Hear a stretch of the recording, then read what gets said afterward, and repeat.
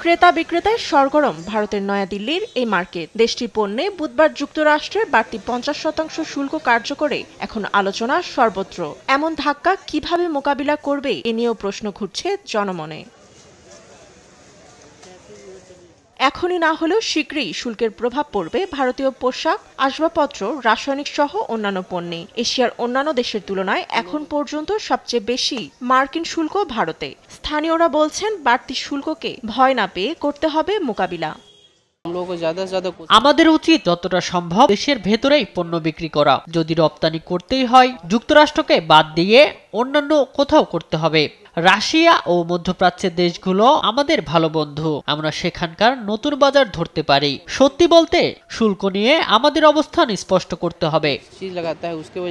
চড়া শুল্ক নীতিতে ক্ষতিগ্রস্ত হবে হাজারো ক্ষুদ্র রপ্তানিকারক। অস্থিতিশীল হতে পারে ভারতের চাকরির বাজার। রপ্তানি খাত ক্ষতিগ্রস্ত হলে পরিণতি খুব একটা সুখকর হবে না।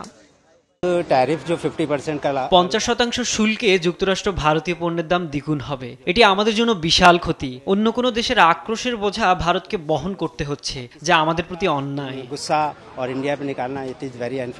ভারতের লক্ষ্য বিশ্ব অর্থনীতির তালিকায় নিজেদের প্রথম সারিতে নেয়া। যুক্তরাষ্ট্রের সঙ্গে সম্পর্কের অবনতিতে সেই পথ কতটা মসৃণ হবে তা এখন বড় প্রশ্ন।